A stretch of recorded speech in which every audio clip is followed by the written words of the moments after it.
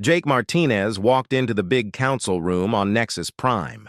His black shoes made quiet sounds on the metal floor. Around him sat thousands of alien beings from across the galaxy. Some looked like giant bugs. Others were made of crystal or metal. A few floated in tanks of water. Jake had been Earth's voice in this place for 10 years. He had seen many fights and helped solve many problems, but today felt different. Today he carried news that would change everything. The huge room buzzed with strange sounds. Aliens talked in clicks, hums, and electronic beeps. Some spoke through machines that changed their words into sounds others could understand. The air smelled like chemicals and ozone from all the different life support systems.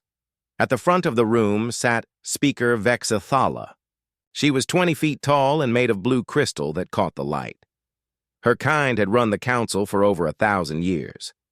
She looked down at Jake like he was a small child. "Human ambassador," she said. Her voice rang like bells. "You have asked for this emergency meeting. Speak." Jake touched the data pad in his pocket. It held pictures and videos from the Kepler colonies. Dead humans, burned cities, ships broken in space. The Zephyrian Empire had attacked without warning 3 days ago. They killed 50,000 people and took the planets for themselves. "Speaker Vexathala," Jake said. His voice carried to every corner of the room through hidden speakers. 3 days ago, the Zephyrian Empire attacked the Kepler colonies. These were peaceful worlds with families, farms, and schools. The Zephyrians killed innocent people and stole their homes. The room filled with noise. Some aliens clicked in anger. Others hummed in what might have been sadness. The Zephyrian delegate, a being that looked like a giant snake with arms, sat very still. Jake raised his hand. "I have proof. Videos from the attack. Records of communications. The Zephyrians broke 17 peace treaties and committed war crimes against civilians." He activated his data pad. The air above him filled with images. Burning buildings. People running for their lives. Children crying over dead parents. The room became quiet as the aliens watched. "This is why we need the council," Jake continued. "This is why humans have fought and died to keep peace in this galaxy. We cannot let this crime go unpunished." Speaker Vexthala's crystal body flashed with different colors. This meant she was thinking hard. Around the room, other aliens whispered to each other in their strange languages. "The council recognizes the tragedy at Kepler," she finally said. "However, we must consider all sides. The Zephyrian Empire claims the colonies were built on their ancient lands." Jake felt his heart beat faster. "Ancient lands. Speaker, those planets were empty rocks before humans came. We turned them into homes for families. The Zephyrians never even visited those systems until we built cities there." The snake-like Zephyrian delegate rose up. "My people have old claims to that space. We have rights that go back thousands of years." "Rights to empty space?" Jake asked. "Rights to kill children?" More noise filled the room. Some aliens seemed angry at the Zephyrians. Others looked unsure. Jake had seen this before.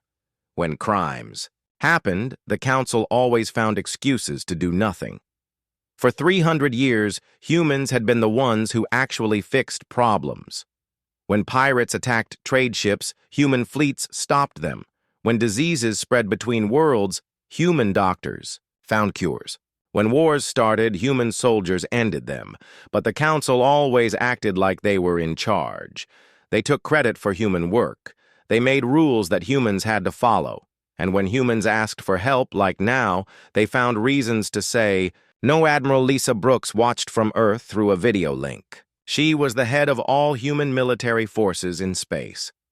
Jake could see her face on a small screen to his left. She looked angry, but not surprised. For hours, the aliens talked and argued. They formed committees to study the problem. They suggested sending investigators to look at the destroyed colonies.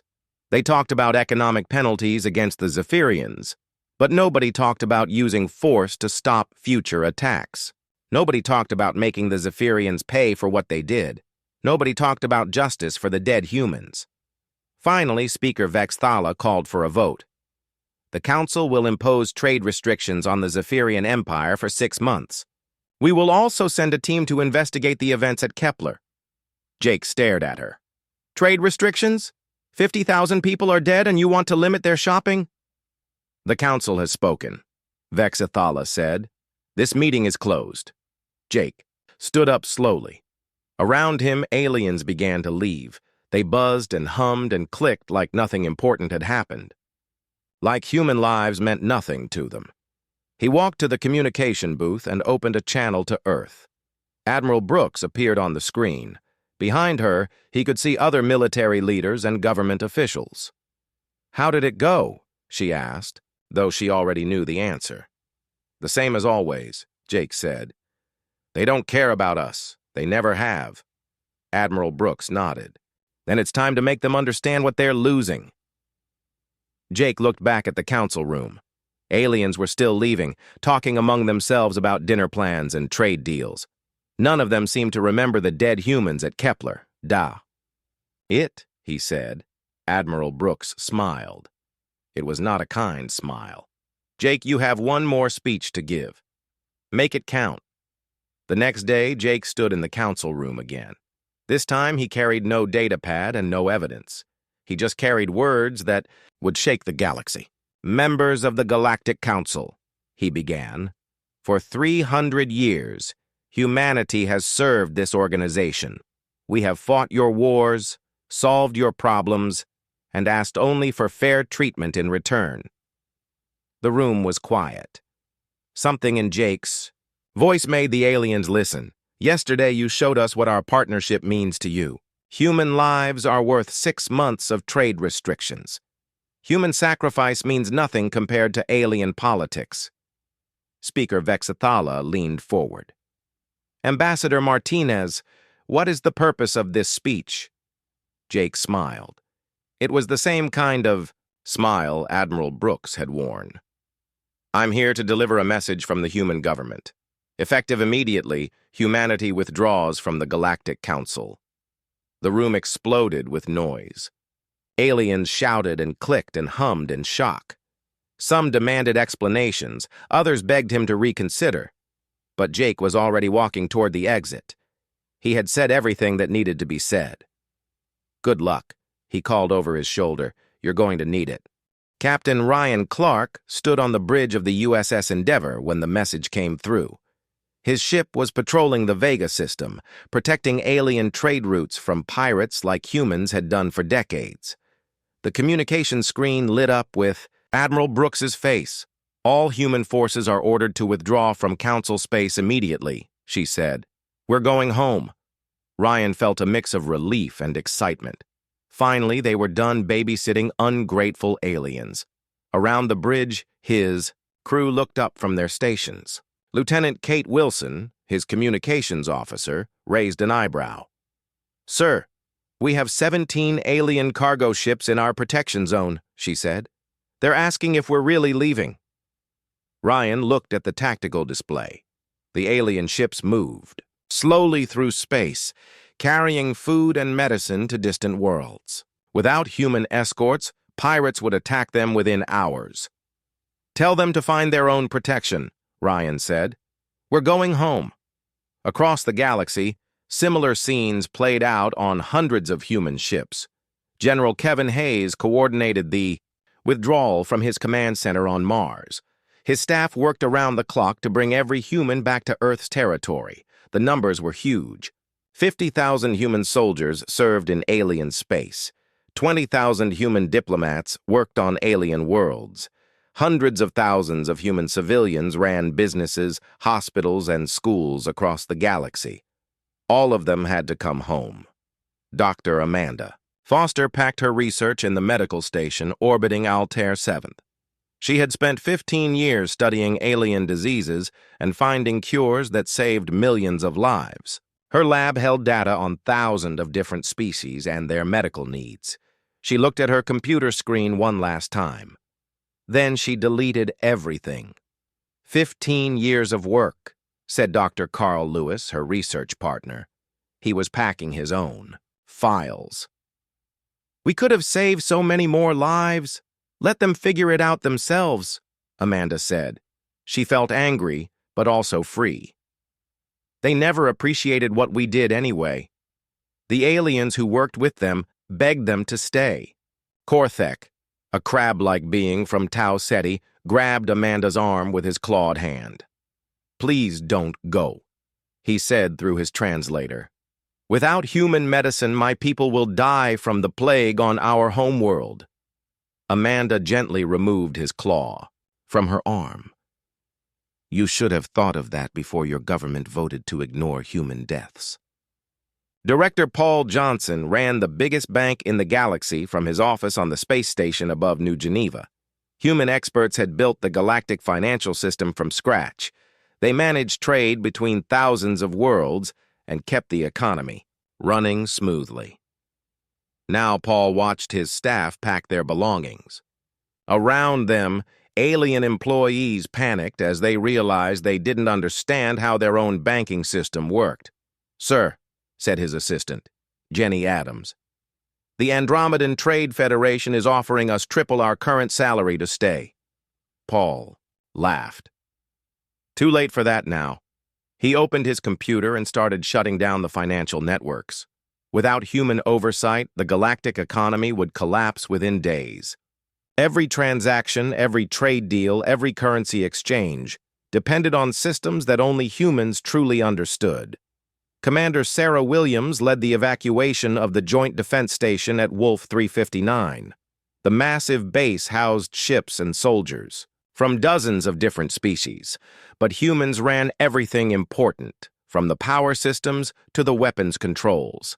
Alien commanders watched in horror as human technicians disabled critical systems before leaving. Captain Zorkath of the Andromedan. Fleet grabbed Sarah's shoulder. "You can't do this," he said. His blue skin had turned pale with fear. "Without this base, the entire sector will be defenseless against pirates and raiders." Sarah shrugged off his hand. "Should have thought of that before you voted to let humans die." "But we didn't vote," Zorkath protested. "My species abstained from the decision." "Same thing," Sarah said. "You could have helped us, but you chose not to." She walked toward the transport ship that would take her and her people home. Behind her, the greatest military base in the galaxy began shutting down. The economic effects started immediately. The universal credit system, managed entirely by human banks, began to fail as confidence crashed. Alien merchants who had traded in human-backed currency found their money worthless overnight. Fleet Admiral Rebecca Turner monitored the withdrawal from Earth's command center. Reports flooded in from across the galaxy as human forces pulled back to Earth's borders. The Orion trade route has collapsed, reported her aide, Colonel Ben Phillips. Without human patrol ships, pirates have attacked 30 cargo vessels in the last 6 hours. The Zephyrian Empire is mobilizing their fleet, added Captain Alex Rivera. Intelligence suggests they're planning to attack the Centauri system. Rebecca nodded. She had expected this. Without human peacekeepers, old enemies would restart their wars. Without human diplomats, small arguments would become big conflicts. "Let them fight," she said. "Not our problem anymore." Dr. Frank Murphy had run the Galactic Medical Corps for 20 years. His teams of human doctors and nurses responded to medical emergencies across thousands of worlds. They stopped plagues, treated injuries from industrial accidents, and provided medical aid during natural disasters. Now he watched his people board transport ships bound for Earth. Alien medical officials begged him to reconsider. "The Rigel plague is spreading," said Dr. Vexana, an insect-like being from the Medical Council. "Without human expertise, millions will die." Frank felt sad, but determined. "My people have died protecting yours for centuries. Your government decided our lives don't matter, so now our skills don't matter either." Mayor Elena Rodriguez governed New Valencia, an independent human colony that chose to stay outside council space. Her colony received hundreds of desperate messages from alien worlds asking for help. The Tau Cetians and Silicon mines are mobilizing their fleets, she reported to Earth. Apparently, their trade dispute has turned into a shooting war without human mediators. The Vegan Agricultural Consortium is begging us to restart grain shipments, added her trade advisor, Captain Dave Martinez. They say their people will starve without human food production. Elena shook her head. Tell them to grow their own food. The withdrawal continued for 3 weeks. Human transport ships moved constantly between alien space and Earth's territory. They carried people, equipment, and anything valuable that humans had built. What they couldn't take, they destroyed. Human-built space stations were blown up. Human-designed computer systems were wiped clean. Human-engineered infrastructure was disabled or demolished. The message was clear. If aliens didn't value human contributions, they couldn't benefit from human achievements. Captain Roger Williams commanded one of the last evacuation ships. His vessel carried human civilians from the research colony on Proxima 4. As his ship left orbit, he looked back at the planet below. The colony had been a marvel of human engineering. Beautiful cities, productive farms, and advanced laboratories. Now it was abandoned, left to slowly decay without human maintenance. Shame to leave all that behind, said his navigator, Lieutenant Tim Foster. Roger shrugged. They made their choice. Now they live with the consequences. On Earth, President Dale Morrison addressed the human people. Today, humanity ends 3 centuries of thankless service to the Galactic Council. We offered our friendship and our strength to build a better galaxy. In return, we received contempt and indifference. From now on, humanity will look after its own interests first. We will help those who respect us and ignore those who don't. The age of human charity is over. Across the galaxy, alien governments watch their human populations disappear. Trade routes shut down, military defenses failed, economic systems crashed, medical services vanished. For the first time in 300 years, they had to solve their own problems, and they had no idea how to begin.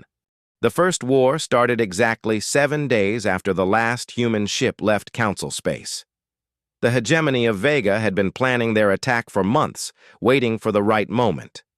When human peacekeeping fleets disappeared, they saw their chance. Admiral Kekstar of the Vegan fleet smiled with his shark-like teeth as he watched 3 star systems burn. His ships attacked supply convoys, destroyed orbital stations, and bombarded planets that refused to surrender. Without human forces to stop him, he could do whatever he wanted. On Nexus Prime, Speaker Vexathala called emergency meetings every day. The Great Council chamber buzzed with panic as alien delegates argued and blamed each other for the growing chaos.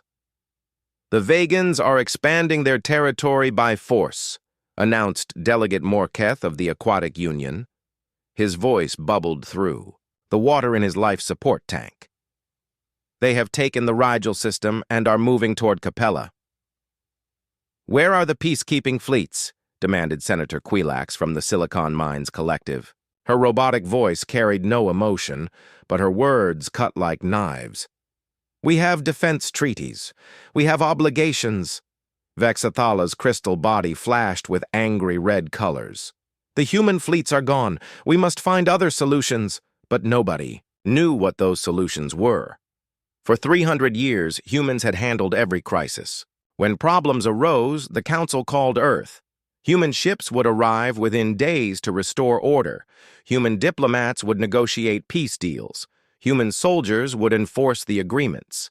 Now the aliens had to think for themselves, and they had no idea how. Fleet Admiral Rebecca Turner sat in her office on Luna, watching galactic communications with grim satisfaction. Her screens showed 17 different conflicts erupting across known space. The same aliens who had dismissed human concerns now begged for human help. The Andromedan Confederation is requesting immediate military assistance, reported Captain Lisa Brooks, her intelligence chief. Their border systems are under attack by the hegemony of Vega. The Crystalline Collective wants us to mediate their dispute with the machine consciousness, added Colonel Helen Clark. Apparently, both sides are mobilizing their fleets. Rebecca leaned back in her chair. What's our official response to these requests?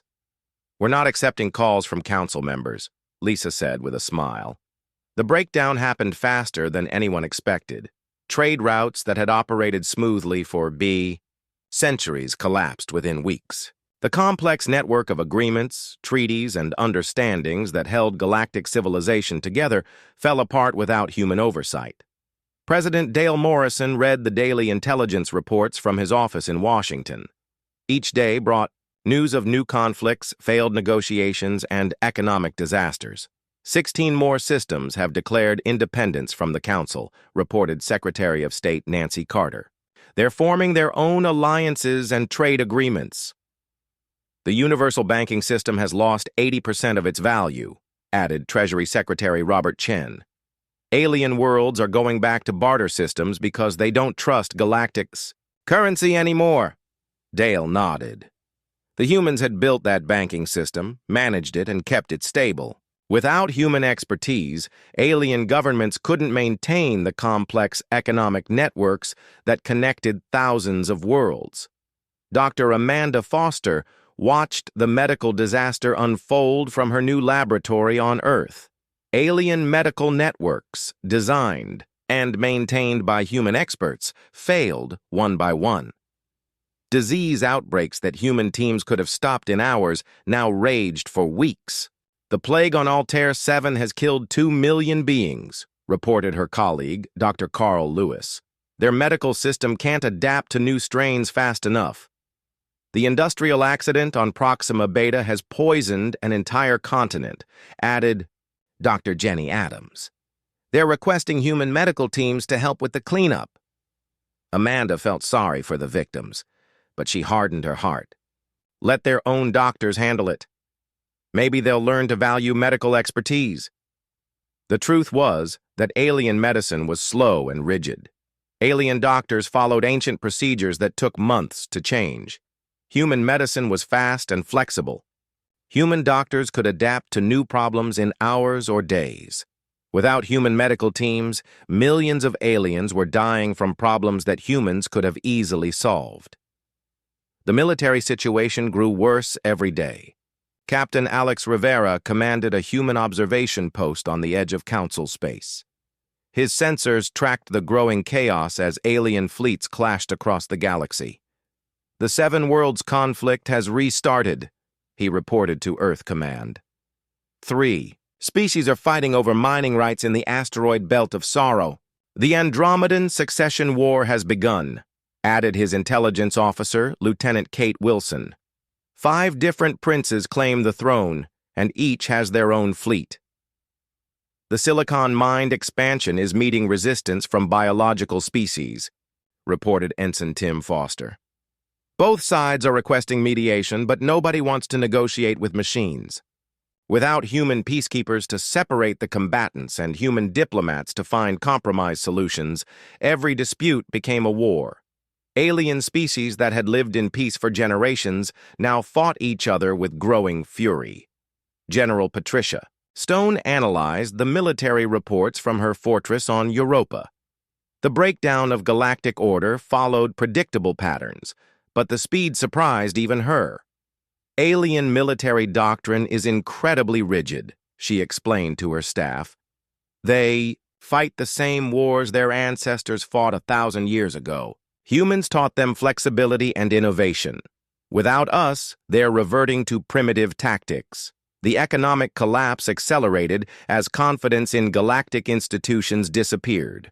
Director Paul Johnson, now managing Earth's independent financial networks from Geneva, watched alien economies crash one by one. The Centauri Stock Exchange has lost 90% of its value, reported his assistant, Jenny Adams.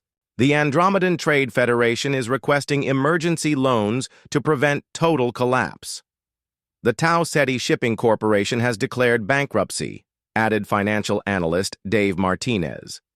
Without human-protected trade routes, they lost most of their fleet to pirates. Paul shook his head. Humans had created the complex financial instruments that allowed interstellar trade to flourish. They had built the trust networks that made galactic commerce possible. Without human expertise and reputation, the entire system was falling apart. On Earth, ordinary humans watched the chaos with mixed feelings. Many felt vindicated that aliens were finally learning humanity's value. Others worried that the collapse might eventually threaten human worlds too.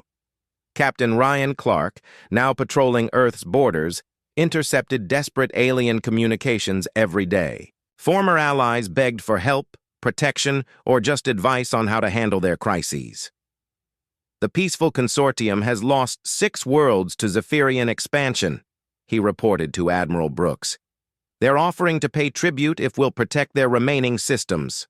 The Aquatic Union wants to hire human naval officers to train their fleet, added Lieutenant Ben Phillips. They're offering whatever price we name. Brooks smiled coldly. Too little, too late. The chaos was spreading faster than anyone had predicted. Species that had been peaceful for centuries now fought wars of conquest. Trade networks that had operated for millennia collapsed overnight. Medical systems failed as diseases spread unchecked. Most importantly, the complex web of diplomacy that had prevented major wars for 300 years was completely broken. Without human mediators to find peaceful solutions, every dispute escalated to violence. Speaker Vexathala finally admitted the truth in a closed session of the Council's inner circle. "We have lost control," she said, her crystal body dim with exhaustion. "Without human strength and wisdom, we cannot maintain galactic civilization." "Then we must bring them back," said Delegate Morketh urgently. "Whatever the cost." But the other delegates shook their heads. Human ships no longer answered Council communications. Human diplomats had all returned to Earth. The bridges that had connected human and alien civilizations for 3 centuries had been burned completely. The galaxy was learning a hard lesson. Some things are only valued after they're gone, and sometimes, by then, it's too late to get them back. 3 months after humanity left the Council, the galaxy was falling apart. Half the member species were at war with each other. The great trade networks that had connected thousands of worlds lay in ruins. Entire sectors had become lawless wastelands where only the strongest survived. General Patricia Stone stood in the war room on Luna, studying the tactical displays that showed the breakdown of galactic civilization. Red markers indicated active conflicts, yellow showed economic collapse zones, blue marked humanitarian disasters. The map was mostly red and yellow now. The Altair crisis has spread to 22 systems, reported Colonel Helen Clark. What started as a mining dispute has become a full war between the crystalline collective and the machine consciousness. Piracy has increased by 600% in the Outer Rim, added Captain Lisa Brooks. Without human patrol fleets, cargo ships are easy targets. "The Zephyrian Empire has conquered 14 more systems," said Admiral Kevin Hayes grimly. "They're using the same tactics they used at Kepler, but now nobody can stop them." Patricia nodded. The Zephyrians had always been aggressive, but human fleets had kept them in check. Now they were free to expand their empire through conquest and terror. President Dale Morrison received daily briefings about the chaos. Each report brought news of new disasters, failed states, and humanitarian crises that would have been easily prevented when humans were involved. 43 star systems have declared independence from the Council, reported Secretary Nancy Carter. Most are forming their own military alliances for protection. The Galactic Communication Network is failing, added Technology Secretary Paul Johnson. Without human technicians to maintain the quantum relay stations, long-distance communication is becoming impossible. Refugee fleets are heading toward our borders, said Defense Secretary Robert Chen. Millions of aliens are fleeing the war zones. Dale studied the reports with growing concern. The collapse was happening faster than anyone had predicted. What had taken centuries to build was being destroyed in months. Dr. Amanda Foster watched the medical catastrophe unfold from her laboratory on Earth. Diseases that human teams had controlled for generations were spreading unchecked across alien worlds. The rigid alien medical systems couldn't adapt quickly enough to new threats.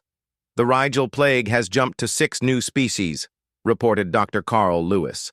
The death toll is approaching 10 million. The industrial accident on Vega Prime has contaminated 3 continents, added Dr. Frank Murphy. Toxic chemicals are spreading through the water supply. The genetic virus in the Centauri system is mutating faster than alien researchers can study it, said Dr. Jenny Adams. They've requested our help 17 times this week. Amanda felt torn between professional duty and personal anger. As Ashi, a doctor, she wanted to save lives. As a human, she remembered how the Council had dismissed human deaths as unimportant. We could end these outbreaks in days, Carl said quietly. Our adaptive treatment protocols could save millions of lives. And next year, they'll vote to ignore human suffering again, Amanda replied firmly. Let them learn to solve their own problems. The economic collapse was total. Director Paul Johnson managed Earth's financial networks from his office in Geneva, watching alien economies crash one by one. The complex systems that humans had built to enable galactic trade were failing without human oversight. The universal credit has lost 95% of its value, reported analyst Dave Martinez. Most worlds have stopped accepting it entirely. The Andromedan Banking Confederation has collapsed, added financial expert Lisa Adams. They're requesting emergency assistance to prevent total economic failure. Interstellar insurance companies are going bankrupt, said trade specialist Ben Phillips. Without human-protected shipping, the risk of loss is too high to calculate. Paul shook his head. Humans had created the trust networks that made galactic commerce possible. They had built the insurance systems that protected interstellar trade. Without human expertise and reputation, aliens were reverting to primitive barter economies. Captain Alex Rivera commanded the observation post that monitored Council space from the edge of human territory. His sensors tracked the growing number of conflicts as alien civilization collapsed. The Seven Worlds War has expanded to include 12 species, he reported to Earth Command. What started as a trade dispute is now a war of conquest. The Aquatic Union has split into 6 separate factions, added Intelligence Officer Kate Wilson. Each faction is fighting the others for control of water worlds. The Silicon Mine Collective is expanding aggressively into biological space, reported Tactical Officer Tim Foster. They claim organic species are inefficient and should be replaced. Without human peacekeepers to maintain order and human diplomats to negotiate peace, every disagreement became a war. The careful balance that had kept hundreds of species living together was completely broken. Fleet Admiral Rebecca Turner received reports of increasingly desperate alien attempts to restore order. But without human expertise, every solution failed. Quickly, the Council has formed a new peacekeeping force, reported Captain Ryan Clark. It's made up of volunteers from 12 different species. How effective are they? Rebecca asked.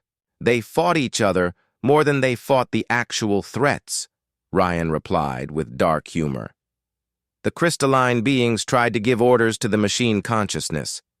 The aquatic species couldn't operate in environments without water. The whole force disbanded after 2 weeks. The Andromedan Confederation attempted to mediate the Vegan expansion, added Colonel Patricia Stone. Their diplomats were taken hostage and their mediation ship was destroyed.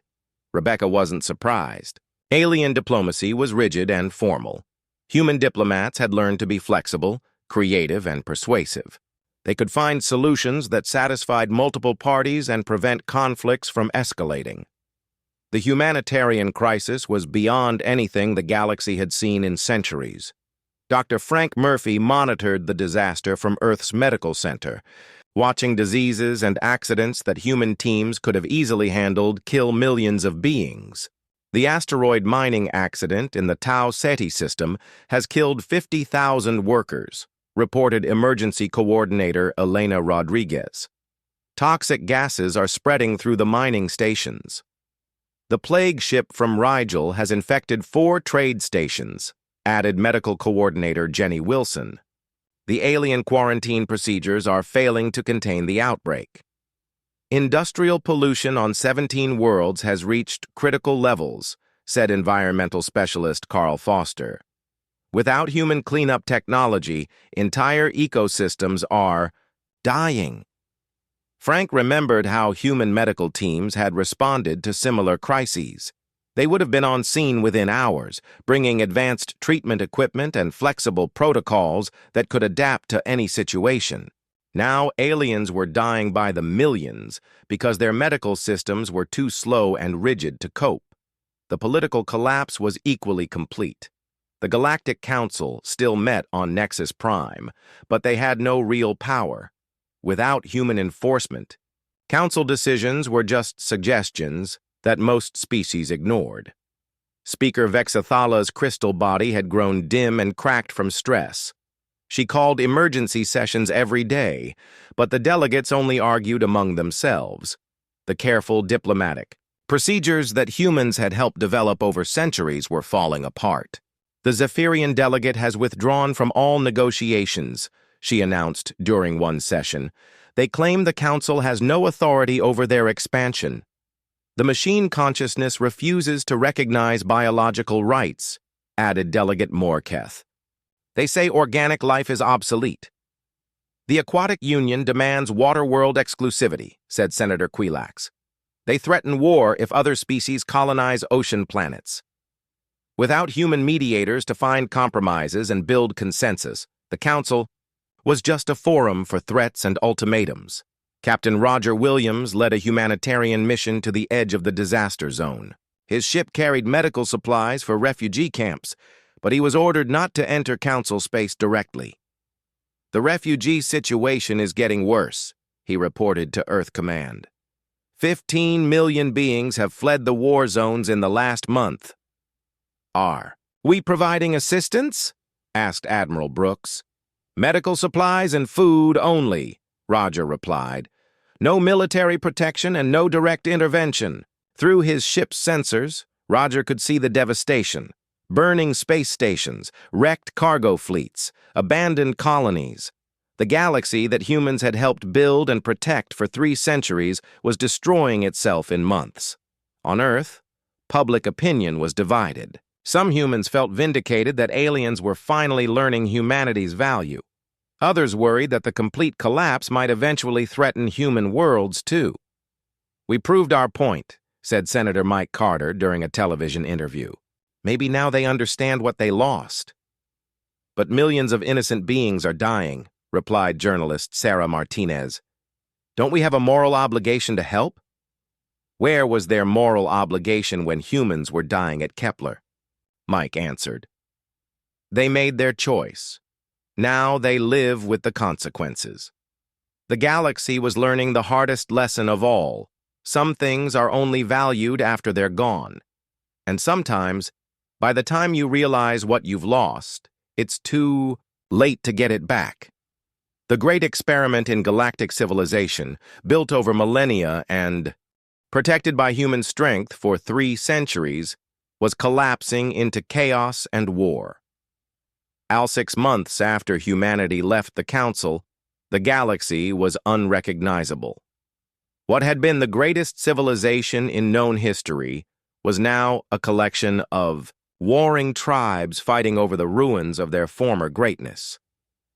President Dale Morrison stood at the window of his office, looking up at the stars.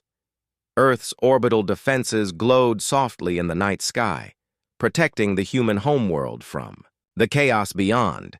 His aide, Secretary Nancy Carter, brought him the latest reports. 37 species are now at war with each other, she said quietly. The Galactic Council has lost all authority.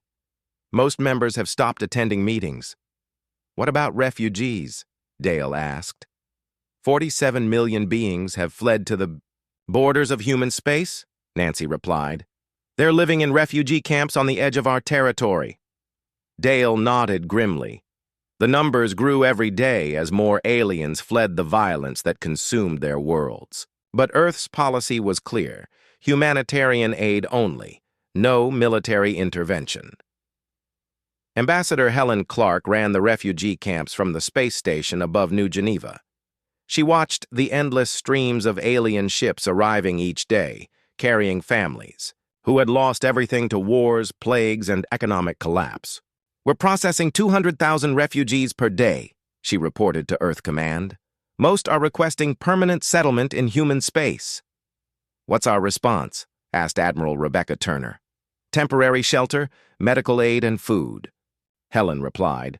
"But no permanent settlement unless they can prove they actively supported human interests during the crisis." It was a harsh policy, but necessary. Earth couldn't take in 50 million refugees without destroying human society. Only aliens who had been true friends to humanity earned the right to stay. Dr. Amanda Foster led the medical teams treating refugee populations. Despite her anger at the Council's betrayal, she couldn't ignore the suffering of innocent beings. Her teams worked around the clock to treat diseases, injuries, and malnutrition. "The medical situation is stabilizing in the camps," she reported. "But the reports from inside Council space are getting worse." "How much worse?" asked Dr. Carl Lewis. "The Rigel plague has killed 25 million beings," Amanda said. "The industrial accidents on 15 worlds have poisoned entire continents. The genetic virus in Centauri space is mutating so fast that alien medical systems can't keep up." "We could stop all of that," Carl said sadly. "Our teams could end those crises in weeks." "Yes," Amanda agreed, "but they chose to reject our help. Now they deal with the consequences." The final humiliation came when a single battered ship approached Earth's orbital defenses. The vessel was barely functional, its hull cracked and its systems failing. But its passenger was someone Earth had to receive. Speaker Vexathala, former head of the Galactic Council, arrived at Luna Station aboard her damaged ship. The proud, crystal being who had once dismissed human concerns now came begging for help. Admiral Rebecca Turner met her personally at the docking bay. Vexathala's crystal body was dim and cracked with stress. Her once brilliant blue color had faded to dull gray.